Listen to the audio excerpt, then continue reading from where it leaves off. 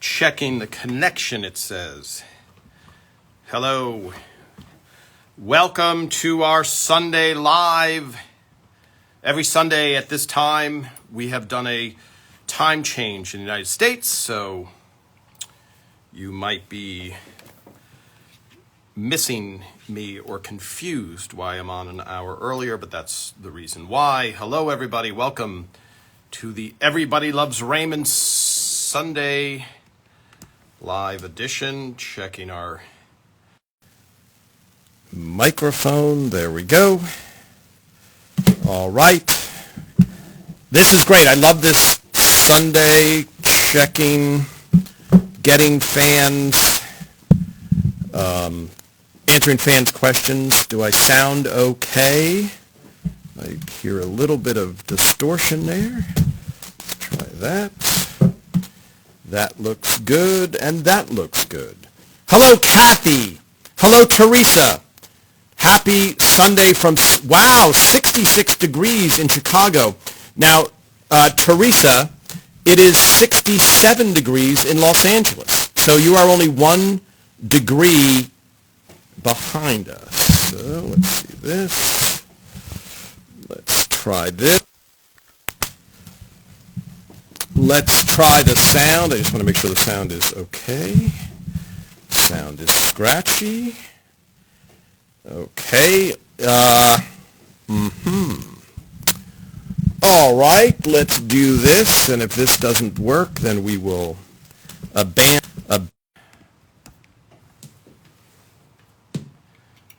There we go.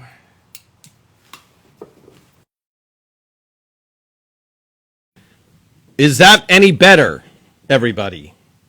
Hello, Joe. Hello. Does that sound better? It should sound great now. All right. So let's just move that up one notch. Yes. Hello, Sydney, Australia. Hello, hello, hello. Yes, there was something great. Hello, Karen. Great. I hope you enjoyed last week's live. That was a lot of fun. Hello, Gil in the United Kingdom. Good to see you, Gil. And Gil, I noticed you answered someone else's question, which was very nice of you. And I can't remember what the question was, but feel free. I think Patty, it was on Patty's site, maybe. Patricia Heaton's site. But that was very nice, and feel free to answer any questions. I don't think anybody is going to feel like, who are you to answer a question? Because I think you guys, you fans, know much more, especially about what aired, what episodes aired, and who was in what episode, etc. All right, reading through. Hello, the UK. Hello, Jerry Green, 5444. Hello, Canada. Hello. Hello, Arizona. Yes, 70 degrees. So family mom forever. Have we done the can opener yet? No. And so meaning, have we talked to Monica and Phil about the can opener episode? Not in depth. So I will have them on as soon as I'll try and have. I try and alternate a guest every other week. Otherwise, I feel bad because I miss a lot of questions. So fire away with your questions that I might have missed during the week. Yes, thank you, Gil. Thank you, Gil. And biscuits. Yes, I was saying how I love. In America, they're cookies. We don't. A biscuit in America is a biscuit. It's not the same. And so I was having some hobnobs and other type of biscuits, which are very foreign to Americans. So I did not forget, for those of you that watched last week, it was such a great, hello, Leo, from Toronto. It was such a great thing to have Stacy on. So Stacy worked for Patty Heaton directly. If you watched that thing, if you didn't watch it, she was basically Patty's assistant, but then she ended up playing on our softball team. And so I said I would post photos of our softball team. The only photo I can't find, so I'll do it as soon as I'm done with this live, Then the only picture I can't find is the one with Stacy in it, which I think is like the later seasons. So I have to find it, but I will post a bunch of episodes, a bunch of photos from the years, and as a bonus, because I dug deep, there are pictures of Ray on the Everett Brothers Raymond. I mean, on the improv softball team before Everett Brothers Raymond, along with John Stewart. So I found a great picture of John hitting. At the plate in full home run stroke, although he might have gotten a single. And John was not a celebrity then yet. So the significance, though, is you kind of bonded. And the way I originally bonded with Ray was he needed a softball player for his team called Nemo's. Nemo's was named after his dog in real life. That was the name of his softball team, and we played under the 59th Street Bridge. And then that became the name of the pizza place in Everybody Loves Raymond. But you really get to bond with people playing a sport together. You find out how they are under pressure. And if you are interested in screenwriting, the biggest thing about a character, and this happens in real life, you find out who a person is under pressure. So everybody's nice, everybody's friendly, you go to dinner with somebody, you're just meeting them, you're seeing them in their nicest setting. But you find out about somebody when they're down, when you're down, when there are high stakes happening. So when you're watching a movie or a TV show, but any type of form, or when you're reading a book, you're really finding out about the character of the person under pressure. And so when you're playing softball, you also see, do they give up? And it's not that you're doing this calculated thing of, I'll play softball so I can study what type of character they are under pressure. But you do end up seeing it. And a funny story is Ray's brother in real life, the policeman, he used to take the softball game so seriously. And we would play Sunday mornings under the 59th Street Bridge. For those of you that don't know, in Manhattan, there are 5 boroughs, and Queens is connected to, in New York City, there are 5 boroughs. Queens is connected to Manhattan via the 59th Street Bridge, which is also called the Queensboro Bridge. And it's a very photogenic bridge. And so we would play there in this league with there was no, Ray was we were all just stand-ups. Nobody was famous in this league. But Ray's brother would get so intense, and he would be like, Raymond, we're down 3 runs, and all your comedian friends are just making jokes. They have to take this seriously. And so he would get mad at us because, we were comedians, and we were just kidding around. It wasn't that important to us. Now, the irony is, I think we won at least 2 championships in that league, possibly 3. So despite all of our joking around, it was a successful team. And I learned Ray's brother, the policeman, whose name is Richard, and I know it's confusing, which I want to touch on in a bit. He was a very intense, serious guy. He took really heartfelt, and that comes out in the Robert character. You see the Robert character cares, and you feel like the Ray character on Everett Raymond is a little lackadaisical, and it seems like everything gets handed to him, etc. And Ray's brother, Robert, in the show takes everything seriously. All right. I hope so. The softball. I will post pictures of the improv team, of the Nemo's team. I think I have a picture of me and Ray on the Nemo's team.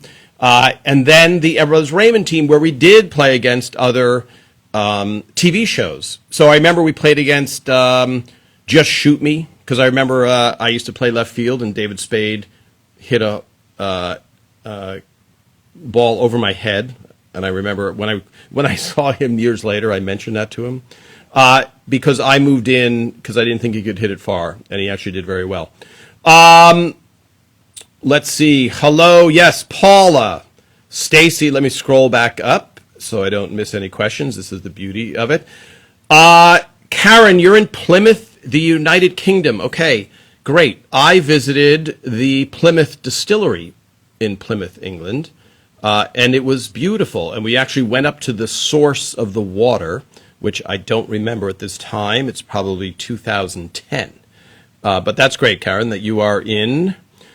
Just wondered, did any of the actors ever have to stand on a box when they had a scene with Robert? Or, in the alternative, did they have to dig a ditch for Brad? That's funny. Thanks, Denise. Great question, Denise. Outstanding question.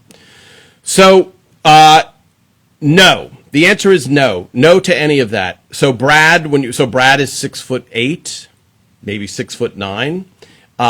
So when he stands next to Patty, who's, I want to say Patty's 5'1" or maybe 5'2", 5'3", I don't know. When she is on, we will ask her just how tall she is. I don't know if she'll tell the truth because I'm just not sure. But there never was a need. Now, what you're referring to happened a lot, especially in old Hollywood, when you had a lot of short leading men, and then you would have a tall woman. And I think, they would dig out a trench and have the leading man, would be walking, and the taller woman would be walking in a trench. But for us, comedically, it always worked to have Robert, that way. Now, it's trouble when you're doing a shot. You're doing, they classify all kinds of shots like this. I'm right now in a close-up. But then when you have a medium close-up, when you have Patty and Brad, it's just a much wider frame to catch them both in the same in the same frame. And also this is a little piece. I might have one. Maybe I have one. Bizarrely. So this is a script, but it's resting on. So I'm in a studio where this is called an apple box. Okay? So this is a if you go to any set in the world, you will see this, which is called an apple box. Okay? And it's a very specific size, and then they make fractions of a size to use. So the grips, everybody in Hollywood use them to sit on. Actually, I have a great picture of Patty sitting on an apple box, dressed up beautifully, but sitting on an apple box. The nickname for the apple box was a man maker, because they would have leading men stand on that apple box. So you don't hear that very often, but there's a little bit of grip knowledge for you. So that's great. That's a great question.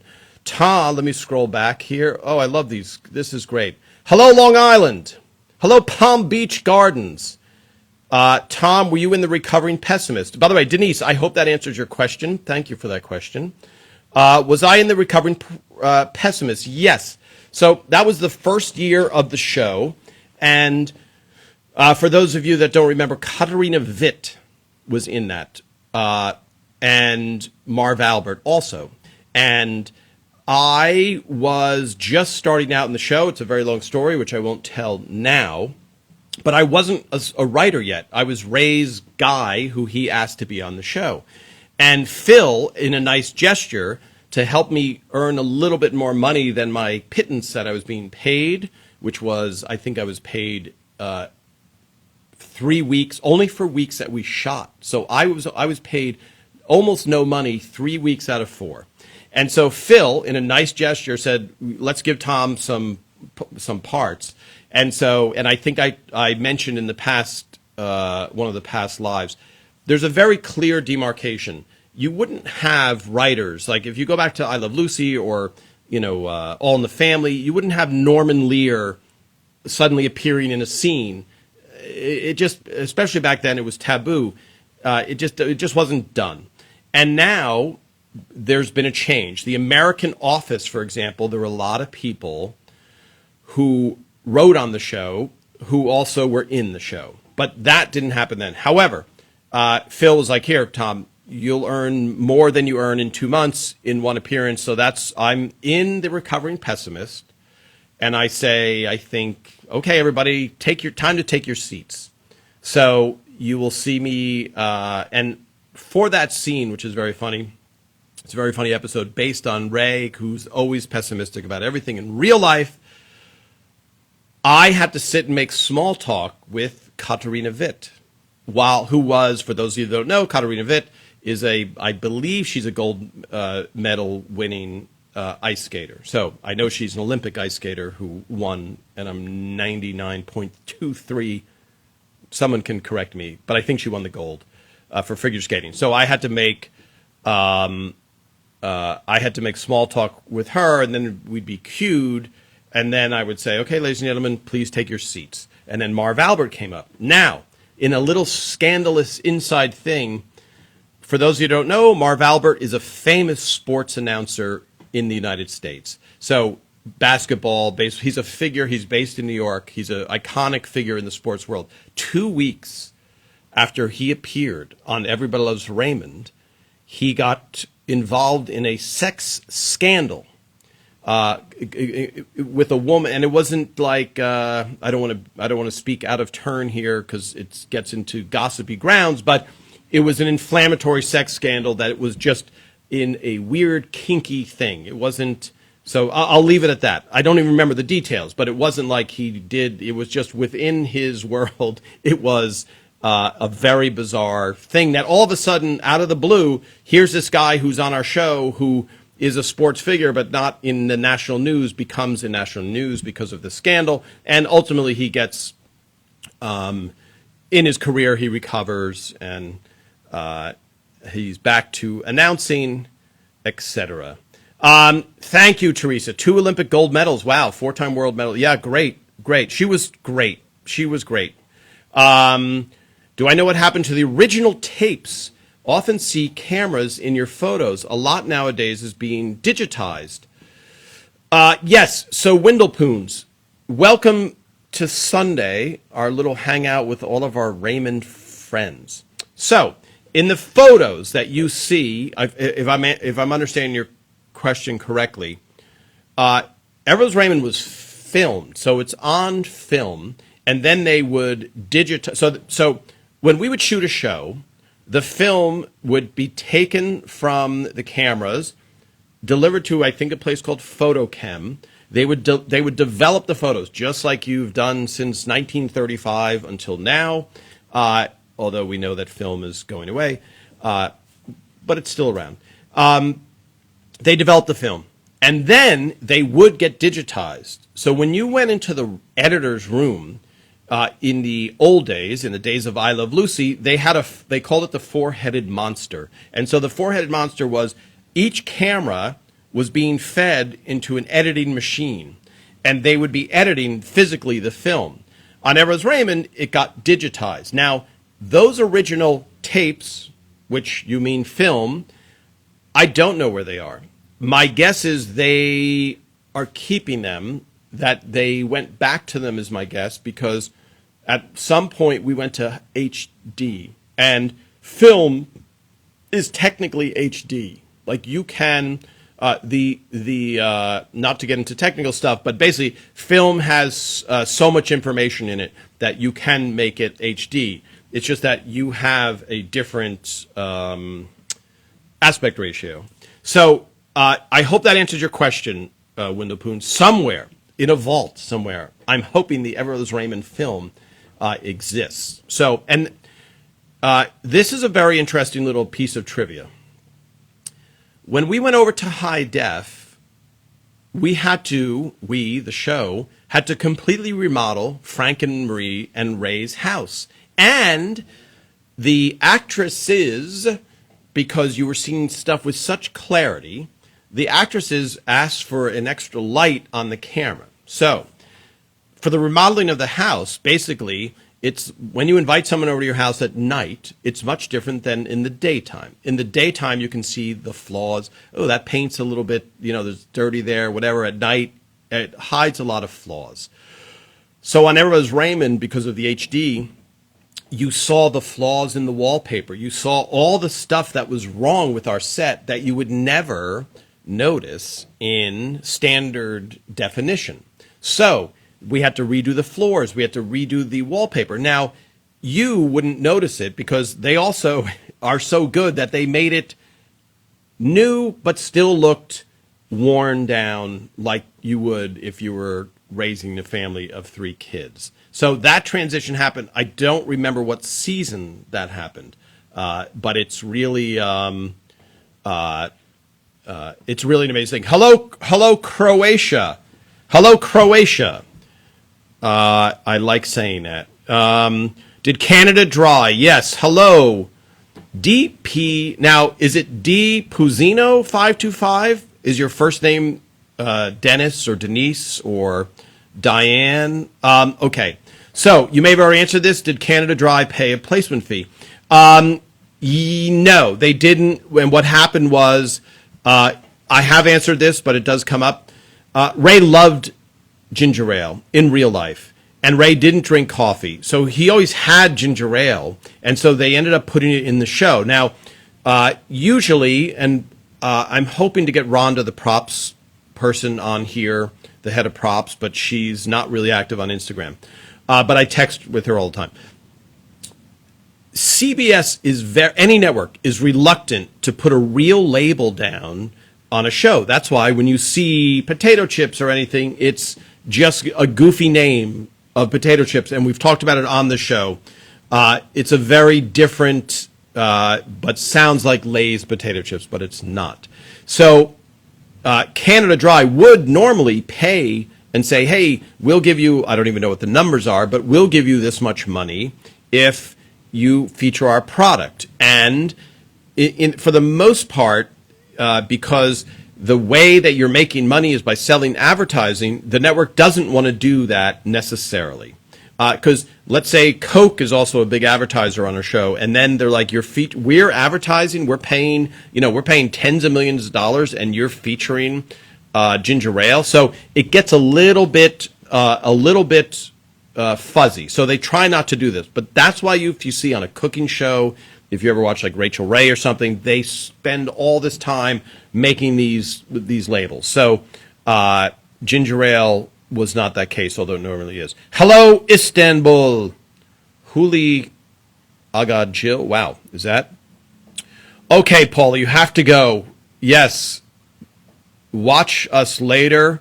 How the rain worked in Sleepover at Peggy's. Where did the water go? Yes. Is this a common thing with the sets like 2.5 Men sat in California? Why did the fork and spoon get small? Yes. Okay, great. So, Karen, the way the rain worked, I'll post a few other pictures. I found pictures because it was Amy Aquino's birthday, and Amy, she was going to be on with us last fall, but she was shooting. The schedule got complicated, so we'll have Amy on. She's great. She went to Harvard and Yale, which is very impressive, and she's a great actress on a lot of things. So I just posted a picture because it was her birthday, and it's from the episode Sleepover at Peggy's. And you see Ray is drenched in the thing, and there's an umbrella, and it's a whole scene where he pulls up in the car, all shot inside on stage 5 at Warner Brothers. So that is done by, what they have is, there are pipes around the perimeter above shooting water down. They've put down, for lack of a better thing, a tarp collection system, so the water just gets recycled through. So it's raining in the studio. Everyone, like Ray is getting wet. But when you see the wide shot, which I will post, you can see that Ray, you can see the kind of perimeter. Everybody's, the boom operator's there, completely dry. Obviously, the cameras are dry, etc. So it's literally just like you would have in a fountain at a hotel where the water just goes up and keeps getting recycled. But it looks so real, it looks so convincing that you would never know that. And a lot of time, I had a few people say, when I said everything was shot on stage 5, the people saying it couldn't be because you went so many places and you did so many things. So yes, there were a few times we went outside when Robert got gored in the behind by the bull. That was on the outdoor street of Warner Brothers. Let's see. You have read that when series went from being filmed in black and white to color, the coloring on the sets were changed. Yeah, that I can imagine Hello, Karen. Karen, I forget. There's a lot of Karens. You're in the UK, though. So we are on daylight savings time here in America. So in America, we moved forward last weekend. I can't remember. I think it was last weekend. So yes, that's why we're on an hour early. Will Patricia Heaton be a guest anytime soon? As soon as I get a date from Patty, I will let you know. I know she's making a film right now in Oklahoma, I think. So I was thinking about having her and her husband on, which would be great. Okay, let's scroll back. Yes, Leo, is it true that most sitcom kitchen sets don't have glass in the cupboards to avoid reflection? As far as I know, yes. So on Everest Raymond, if you look, you can't tell that it doesn't have glass. It just seems very clear, like Patty is very good, or Deborah is very good at keeping the glass in her cupboards clean. But yes, you don't have, because if you had glass, there is something called, so there's a spray that's called anti-glare. So a lot of times when they're shooting something and they'll be like, oh, I'm getting a reflection on whatever it is, they'll come out with a spray can. It looks like paint, a paint spray can, and they spray it and it just dulls. It dulls so it doesn't have any reflection. Now, you run into that more when you're shooting on location and it's new. On a sitcom, by the end of the first 5 episodes, and usually before, there's a period of pre-production, there are no mysteries. There is no like, oh, we're getting a glare on the reflection of the refrigerator's chrome door handle.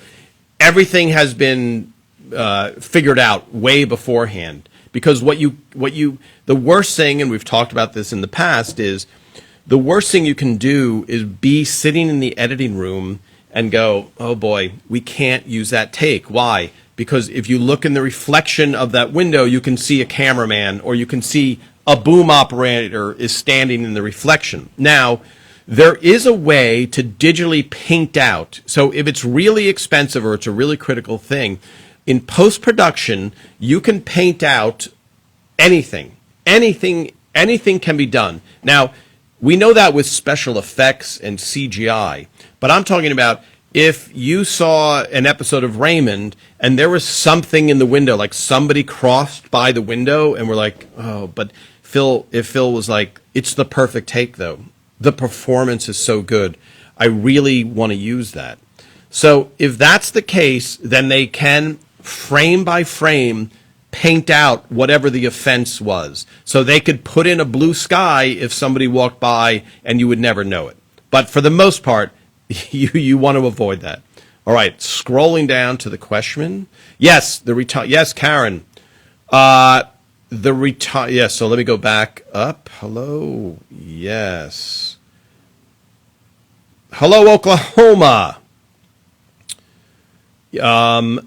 Okay, Nicole, yes. Parker, yes. I'm looking forward to having David Hunt on. Did the cast look forward to filming on location?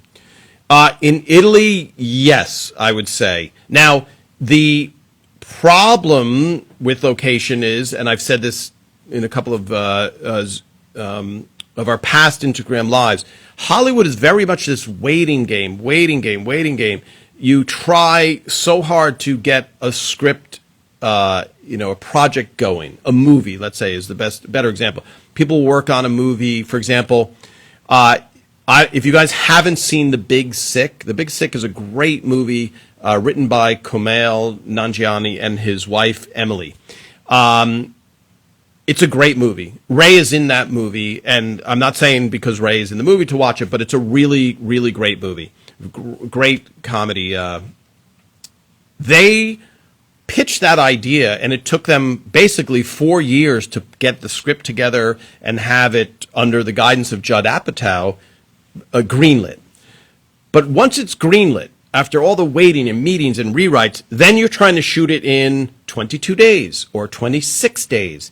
And there's a producer who has to be responsible for the days. So, meaning, if there's somebody financing it, they don't care artistically, really. They just go, okay, if we keep shooting at this rate, we're going to go one day over, which is going to cost us $400,000.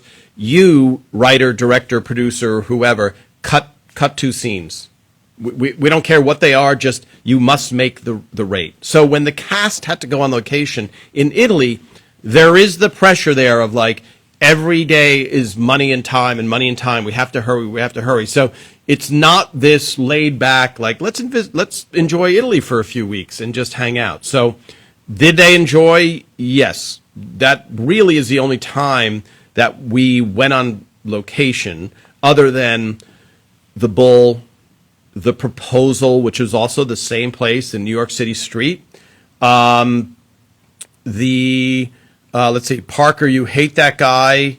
Did the performers playing Ray and Deborah's kids do the drawings on Ray's refrigerator, the framed ones in Ray or Deborah's? Thank you, Randy. Great question. Or was it Ray's kids or Patricia's kids? Yeah, a lot of the drawings were Maddie. Madeline Sweeten and her brothers. I don't know if Pat. So there were pictures of Patricia and her real life kids on the refrigerator, and there are pictures of Ray and his real life kids in the background. I think a lot of the coloring was the props department, I believe, is responsible for that, or set dressing. So I think maybe Madeline Sweeten, who played Allie, and her brother and sister, who had a schoolroom on the set, they might have done some of the drawings, but I don't remember. And I'll have to ask when we have Donna's stamps on. I will ask that. Was it difficult to work with the children's schedules? No, not at all. Gina, great question. Because they were schooled on the set, so there was no problem. And there's a rule, I can't remember what the rule is, but they can only film for so many hours. But on Everest Raymond, we were so well organized that it wasn't a problem. Because it can be a problem, because if you're shooting a single camera or something like that, where you're constantly going, and all of a sudden you're saying, oh, we have to finish this scene. We only have, and then we have to finish the scene. We only have so much time. And then the person who's in charge of the kids goes, guess what? They can only work 4 hours, and you're at 3 hours and 50 minutes. You're not going to be able to do that scene. So that didn't happen on Rose Raymond, but it does happen on other productions. Let's scroll back through here. Wow, so many great questions. The retirement, yes, great. When I watch the program now, can you watch it for what it is, or do you still see all the set and crew in your mind's eye? Yeah, that's a great question, Windlepoons, because I often think about that. I've taken so many behind-the-scenes photos, and I think, oh, for you guys watching, is it ruining it, in some way that like, I knew that All in the Family or MASH, I knew it's a TV show, but I'm completely lost in it. So even though there might be a boom operator 2 feet away from Archie Bunker, I'm totally sucked into the show. So no, it doesn't. I watch the episode, and I don't sit there and go, oh, there's cameras there, etc. And I will say this, I'll post a picture. The closest I was, so the worst thing I could do as someone who's taking photos on the set was ruin a take or get in the way or distract the actors or something. You just don't want to do that. But there is a photo that I'll post when Robert and Pat are smoking, and they're bonding, and you see them smoking. It's the closest I ever got because it was such a great shot. I sat on the wheel of it's called a dolly. So every camera is on a dolly, which is basically like a wagon, a very expensive wagon. And there's 3 people to operate every camera. So there's the camera operator, who's the guy that's looking through. There's the focus puller.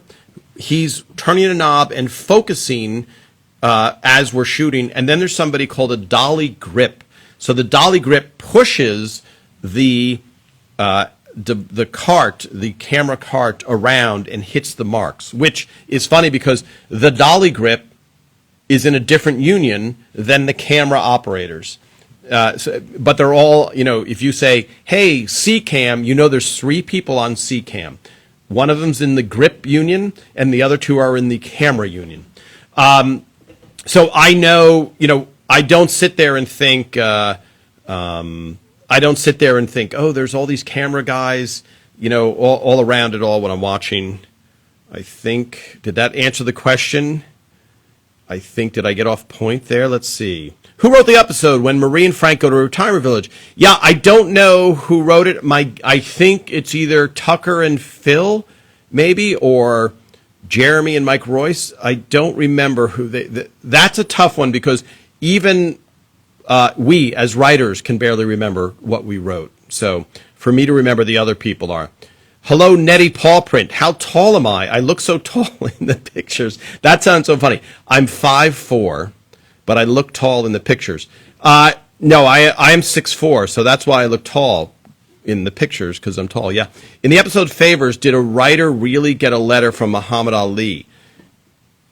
I don't think so, but I do think that, and I'll find out, I can't remember if Tucker wrote that episode.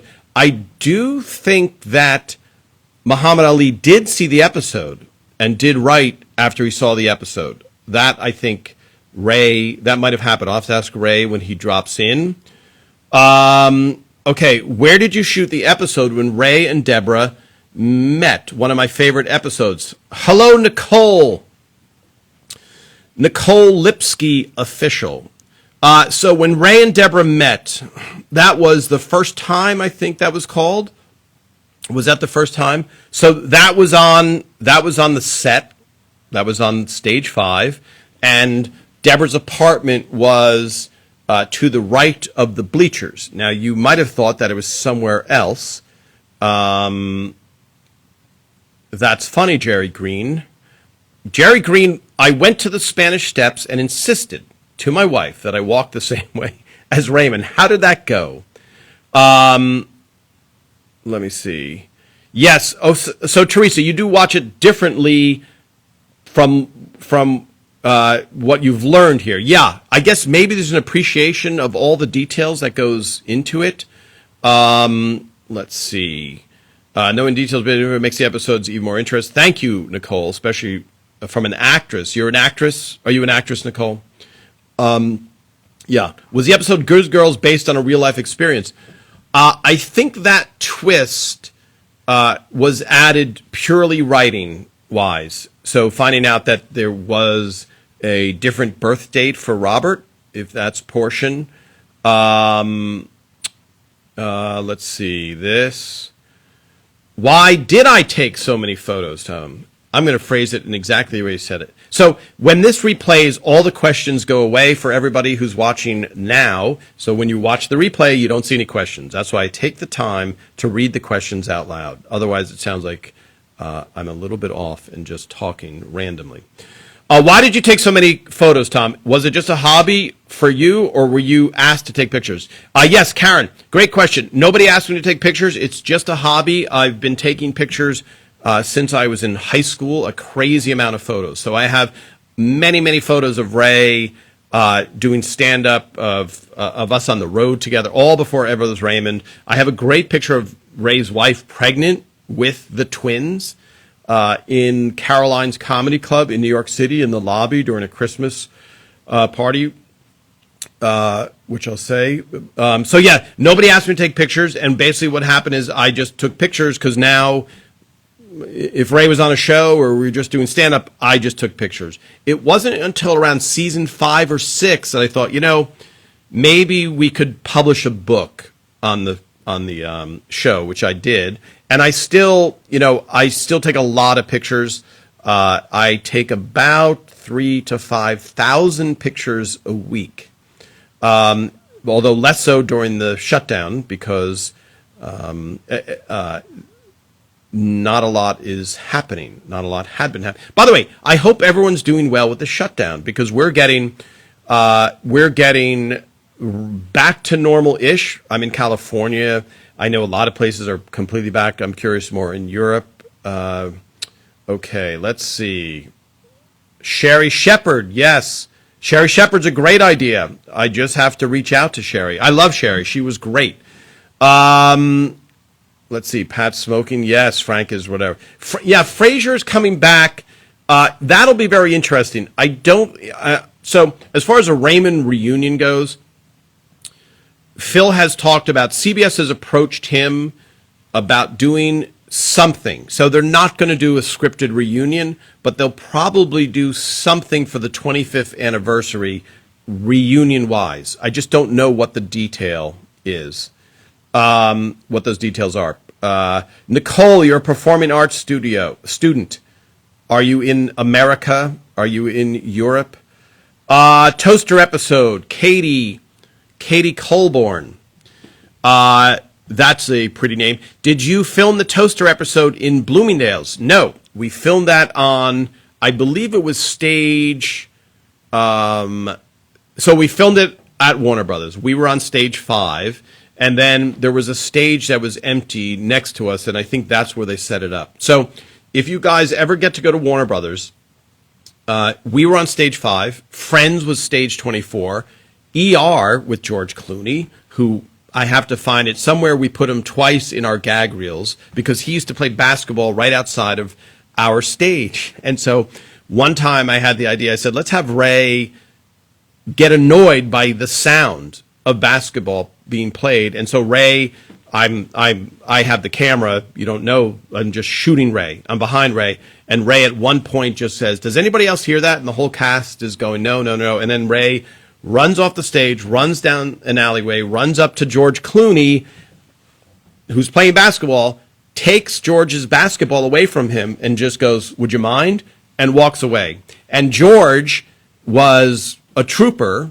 At this point, he was a heartthrob, but he wasn't a giant movie star yet. But he was great. He was great. And he was willing to do a couple of takes of it. So there's a little inside thing. Somewhere there's that footage of me giving George a couple of things. Great job. Yes, Bonnie. Great job concealing Patricia's pregnancies. Didn't know till much later she was expecting in some shows. Yeah, at some point you couldn't hide her face, the weight gain. But yeah, it took a while. Shame we can't get a hold of it now. UK is still in lockdown. Yes, Karen, you can find it on... Amazon or eBay, the Everly's Raymond Our Family album. Leo, any chance you can get one of the network executives on live? Yes. I know one executive who might be willing to do a live. When I say willing, I've said this before. A, they have to give up an hour of their Sunday. B, they have to not be shy and not mind being on camera. So yeah, I'll see. Would that be interesting to you guys? Give me some hearts if you would like to hear what a network executive has to say, because many times they're cast as the evil network executives. Sherry Shepard played Robert's police partner, Sabit Stragana. I hope that answers that question. Yeah, his partner when he goes out dancing and also when he joins the cult. The TV drought with COVID reminds me so much of the one soon after ELR ended. What was the writer's strike like from the inside? Yeah, the Susanna Superstar. The writer's strike stopped everything. For those of you who don't know, there's a writers guild, and in 2007, I think, or 8, there was a writer's strike. So during the writer's strike, if you were on a show, you had to stop working. Raymond had ended that at that point, so we did not, I personally, there were strike lines and all this stuff. It was not a fun period. So, but I didn't, it would have been different if Raymond was still going, because we would have been sitting there going, oh, we still have a great show to do, but we can't do it. But I do know a lot of shows, and it really shifted. A lot of shows went off the air, got canceled during that time, and that began the dominance of reality TV in prime time, Survivor, the dance shows, etc. So at one point, there were a lot of multicam sitcoms like Raymond, and then all of a sudden there was almost none. So now you still have Mom, which just got canceled, but at one point you had 2.5 Men, Big Bang Theory, Mike and Molly, and I'm missing one. 2.5 Men, Big Bang Theory, Mike and Molly, Mom, yes. Yes, Sherry Shepard is on Instagram. I will reach out to her. Okay, Katie. Yes, in the UK. Yes, I'm talking to you all the way from Hollywood. This is great. Let's see. Happened a lot in episode Nemo's. Let's see this. Let's see this. Going back. Millions have been vaccinated, Gil. Okay, great. And can you go out to a restaurant, Gil? Can you go eat in a restaurant? All right, let's see. We just opened up last week, I believe, for restaurants.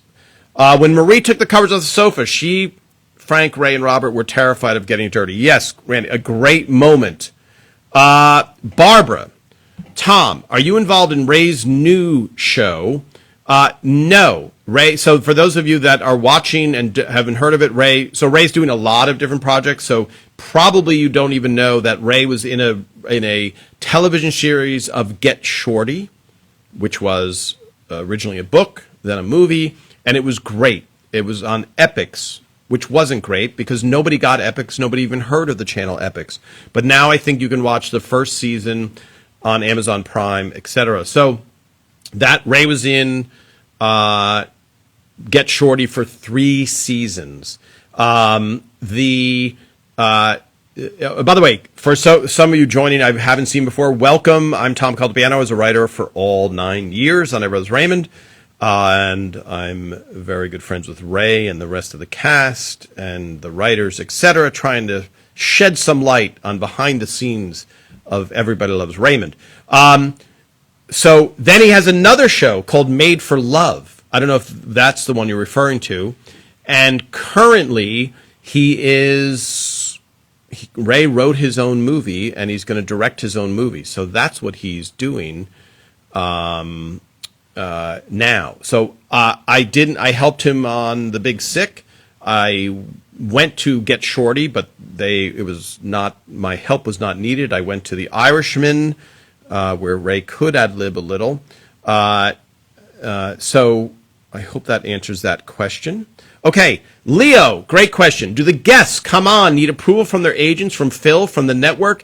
That's a great question. So before this existed, before you could just all of a sudden be interviewing somebody, the talk show circuit, not that this is a talk show, but effectively it is, everything would go through an agent. Like you couldn't just say, hey, whoever it is, hey, Patty, I couldn't text her and say, hey, can you come on my show? Because it would all go through, everything was really controlled. Now there's this like gray area where I don't think, there's nobody that I'm asking, Ray would never go through his agent to see if he could talk to me. We just have to get him on Instagram through his friends. So that's a very good question.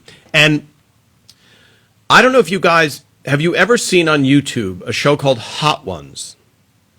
It's a show where guests eat progressively hotter hot wings, and for 30 minutes they're being interviewed. And at first when I heard it, I said, this sounds like a terrible idea. But then when I watched it, I thought, this is a great idea. Because what you're having is celebrities who are usually like, they vary, and for those of you that don't know, when you're on a talk show, there's a producer who talks to you a few days before. They go over every single question. So when you hear Jimmy Fallon or, James Corden or anybody asking a question going, now I heard that they already know the story. So they have bullet points of questions to go over in a pre-production type of thing. So let me see.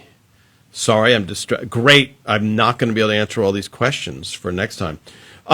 Did the writers make a point from Randy again? Great, Randy. You have some great questions. Did the writers make a point not to make topical references and current events at the time in order not to date it unnecessarily? Yes, absolutely. That was Phil said we're making it for at that point. Nick at Night was a very they played old shows. Now there's a million different places that play old shows, but Phil used to say, we're making the show for Nick at Night. So there's almost zero timely references. And I mean anything, a natural disaster, a thing, because even anything that's topical that we don't think will live forever. So you can mention Shakespeare because he'll probably be living forever. Yes, Nettie Annalee, Big Sick was amazing. Great. Yes, it's a great movie, very highly rated. The dropping of the turkey has become a Thanksgiving tradition to watch that episode every year. Yes, which was written into the episode, but Patty Heaton executed it perfectly. Was it difficult to choose photos for the family albums? For the family album, that's a great question. For the family album, the book. Just to give you an example, I took 30,000 photos, and there are 300 in the book. So, was it difficult? Yes. And what we wanted it to do was to be a sincere writing from Phil and Ray, and you hear from everybody in the cast, because at one point there was a pitch to make the book, and I think I'll dedicate another live to the whole making of the book, but the book packager, as they call it, wanted it to be a completely made-up history, and they were going to write recipes and all this stuff, nothing to do with us.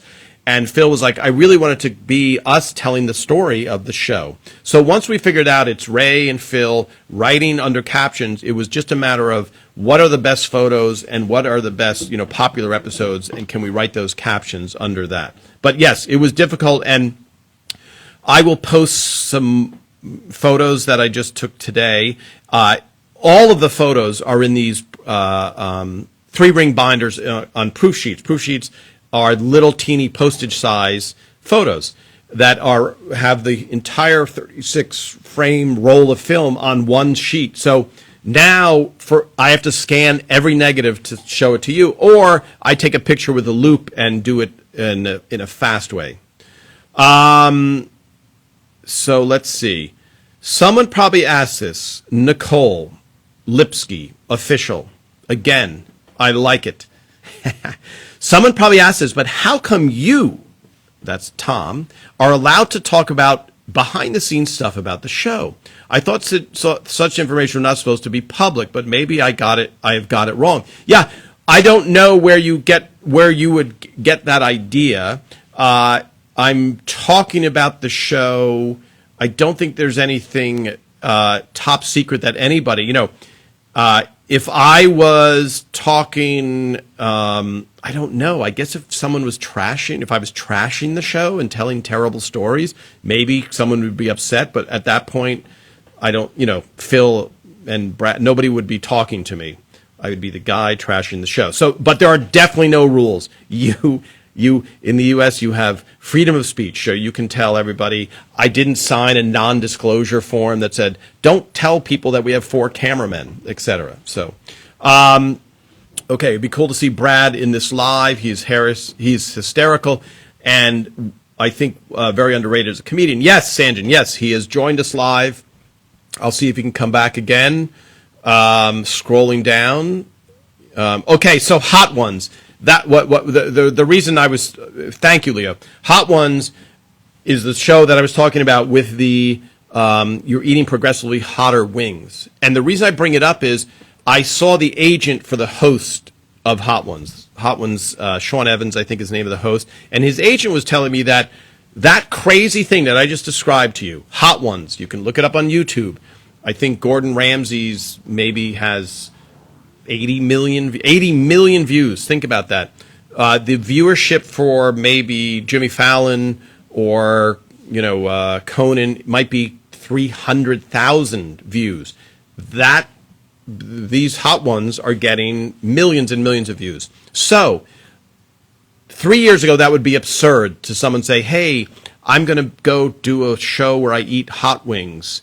It just seemed crazy. But now he told me that's on the circuit. So when you see Scarlett Johansson eating hot wings, it's not because she likes hot wings or she's being nice. It's because she's promoting some project, and they know that that's getting the attention. So that's one of the things that fell into the cracks. Initially, it was a non-thing, and then once it had a big enough audience, just like Instagram, which was just a way to show your photos, now that there's people with hundreds of millions of views, it becomes noticed by the advertisers. So I think that kind of answers that question in a circuitous route. What was the episode Pet Cemetery based on somebody's true story? Bunny Bear 02. Yes. Pet Cemetery, directed by Ken Levine, was written by Steve Scrovan. And Steve Scrovan's daughter had, I think it was a hamster, but he came in to the writer's room and told the story about how he was affected by the maturity of his very young daughter during when one of their pets died. Yeah. Okay, Grace. Let's see.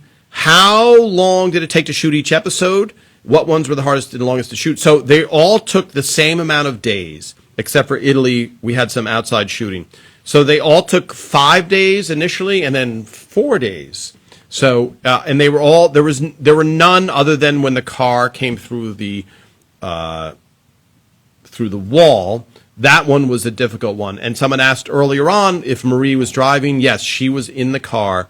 Doris Roberts was in the car when they drove through the wall.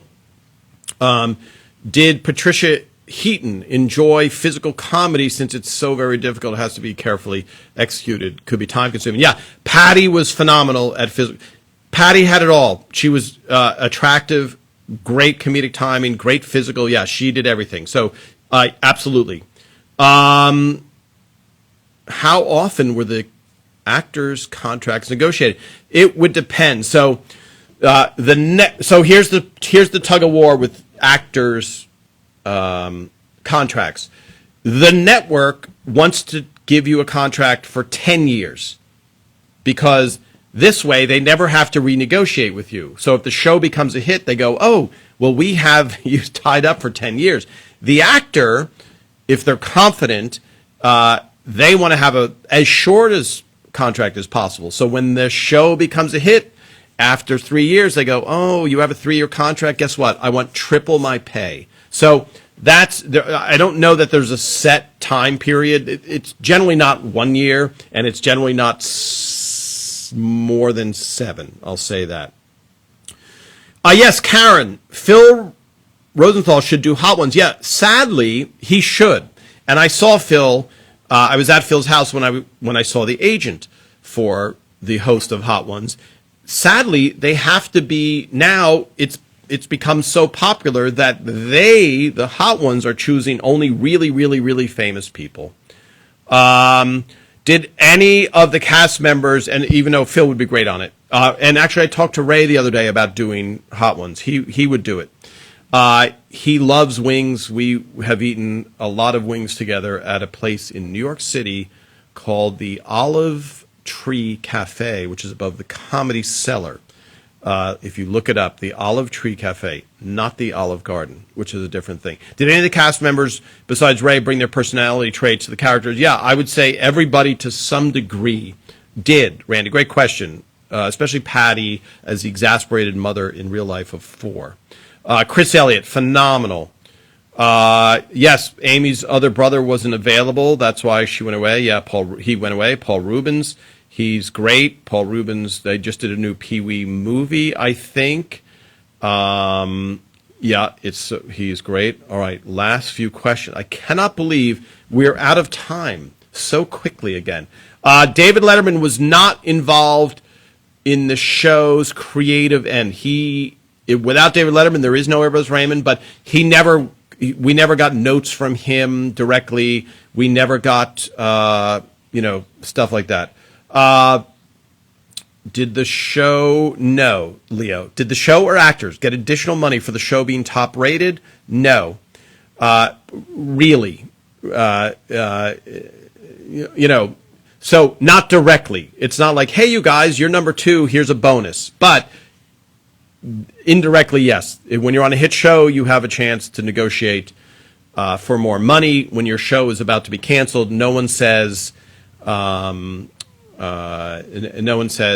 I want more money. And they go, oh, great, you're 84 in the ratings, and we're going to cancel you.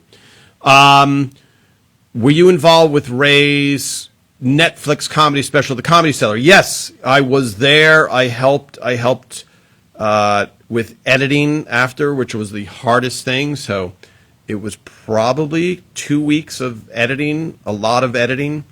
I do believe Ray thanks me at the end of that. Lemon chicken, I asked Phil this the other day. The question is, who came up with lemon chicken? And Phil said he just thought it was a fun-sounding name for a dish. lemon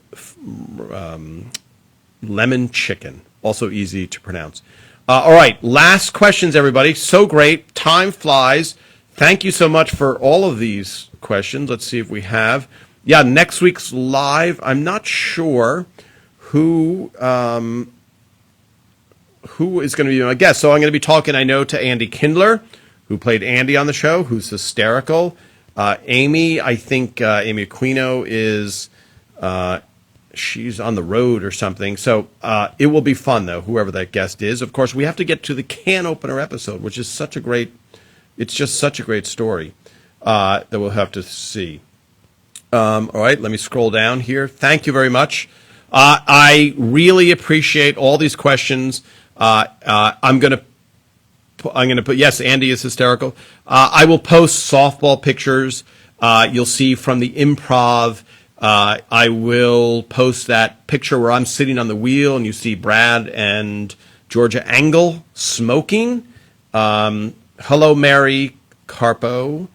Hello, everybody. Yes, Leo in Toronto. Good to see you. All right.